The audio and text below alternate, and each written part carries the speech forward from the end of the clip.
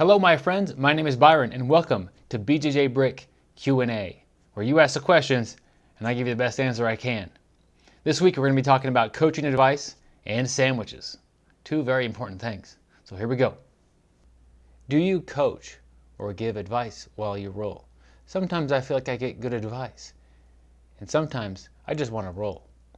Heath. Thank you, Heath, for the question. If you have a question at home and you're wanting me to answer it for you, go ahead and send that to bjjbrick@gmail.com. Coaching while rolling. That's an interesting concept, and I know that it has annoyed me while I was rolling in the past, especially if I'm doing well against upper belt or maybe just a competitive person, and they kind of slow things down and tell me what I'm doing wrong. That has definitely been annoying, and that happens. I know it happens still today. I don't experience that a lot anymore, but I do personally like to give advice to people who I'm rolling with if I see it's appropriate.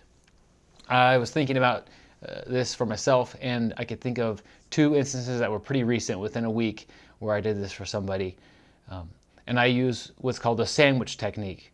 It's a common technique when giving somebody criticism, and it really lets them absorb it a little bit better. And that's your goal. If you're going to tell somebody some advice and give them something like that, you want them not just to hear it, but actually learn from it and move on.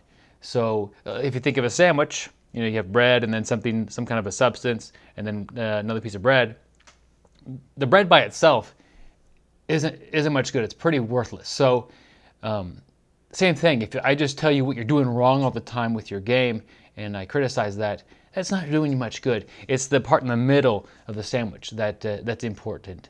But it does make the bread on the outside does make it a little easier to eat. The first example I want to share with you is I was rolling with somebody not that long ago, and I had side control on the top, and he was trying to recover guard. So his knees kept coming in, and there just wasn't enough room. I was keeping too tight for him to recover his guard fully. So I did this for a little while. Generally, we roll about 5-minute rounds. So about the 3-minute mark, he was getting pretty tired and pretty frustrated. So I figured this would be a good time to help him out. And helping somebody like this at this point in time is key to his development. He could learn side control escapes next week, or he could learn them a year ago. But learning it now, when it's frustrating, when it's an important thing to him, he'll be way more likely to remember and way more likely to believe it works and to actually try it. So my advice to him, he kind of framed up. He had one arm covering kind of my across my shoulders and my neck to kind of push and frame, and the other arm was across my hips. And he was trying to frame up a little bit and get his knee to slide in. Very common escape. But what he wasn't doing, he wasn't shrimping very well. He just wasn't moving his hips. So after about 3 minutes into the roll, maybe about 2 minutes of or 1.5 minutes of heavy side control, and him not getting anywhere with the escapes, I said, hold on a minute. You've got a good frame and you're in a good position to try to escape this side control.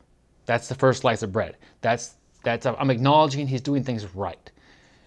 But what I want you to do is to move your hips. Remember that shrimp crawl motion that we do down the mat sometimes when you curl your body up and your hips go from here to here.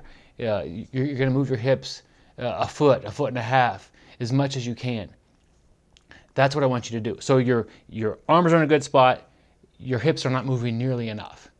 And so that was a pause in the roll. I get my side control back, he frames up again, he shrimps, and he can get that leg in. So the first piece of bread was me acknowledging he was doing something right. The actual meat of the sandwich was me telling him, hey, let's shrimp. You're not really shrimping. You've got to move your hips away from me to get your leg in. You need more space than the couple of inches your arms are behind you. And then the last piece of bread will be him doing it correctly to me while we're rolling. And maybe, hopefully that time right away, maybe the next person he rolls with, and definitely in the future. So, and then acknowledging that, I like to say, this is a good fit for your game. You're already in that position. You already are framing correctly. You're doing the right things. If you just add this little part, you change this little bit, it's going to suit you well. And that's kind of how I like to wrap up like the sandwich idea of things. Another example would be, I'm rolling with somebody and they're trying to armbar me from their guard. Well, a common mistake will be to control my arm with both of your arms. Okay, so you're in my guard, and you're grabbing here and here, probably a cross grip on this upper grip, and you go to throw your leg over my head, and I posture up. No way that you're going to end up with an arm bar if I'm postured up that high and your hips are still low because I'm still controlling your hips. So I'll let them do this a few times. Posture up. Okay, try it again. Posture up. Try it again. Posture up. Not getting anywhere. Okay, they found a definite problem with their game. They keep trying to do this arm bar like he was trying to do the escape on a repeated basis, and it wasn't working. I'll say, hold on a minute. Well, this is a little break from the rule. I'm not stuck in the arm bar 99% deep and trying to tell them how to finish it. This is clear there's a problem with this, and we could fix this right here. Hold on a minute. You've got a good arm bar. You've got good hip movement, and I could tell you do this to a lot of people, but you're having a little bit of trouble here with me. The reason I'm escaping is you're not controlling my posture. So take one of your hands and let them figure out which one I usually do. And put it on the back of my head or my collar and break my posture down. If you have good control of my posture and you bring your hips up underneath my arm, I can't get my arm out of your guard anyway. You don't have to have a death grip on my arm. And so they'll have them throw that leg over while keeping everything tight, keep my posture broke down, and they'll finish that way. Now, so the first piece of bread was I acknowledged that I could tell you have a good arm bar, but I'm giving you a little bit of trouble. That would be a little bit of trouble part is kind of like the meat of the thing. Here's what we're going to do to change that. And then I give them the advice.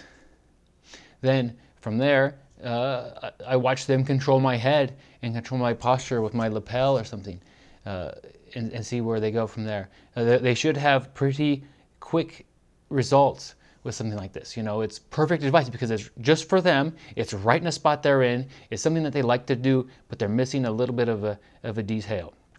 So yes, I think coaching while rolling is perfectly good. It's a very valid technique for getting those like aha moments that people really want to have. And it's hard to get those in a normal class when you just come in, you learn technique A, B, and C, and you don't even do those techniques very often. But if you're struggling on the mat with somebody and they could kind of like bring you to the point of frustration, or you could bring them to the point of frustration and then coach them and tell them, you're doing good. Here's something you could do better. Change that a little bit. Let's see the results. So bread, substance of the sandwich, whatever you like, peanut butter jelly, turkey, ham, whatever, and then another piece of bread. That makes it easier to hold. That makes it easier to swallow the part in the middle. So I really recommend that sandwich technique. Thank you guys for watching. Thank you for the question, Heath. Looking for more questions, so send them to BjjBrick@gmail.com, and we'll continue to have fun with this, and I'm looking forward to where it goes. If you don't catch me here, I'll catch you on the podcast, the BjjBrick podcast. So I'll see you guys on the mats.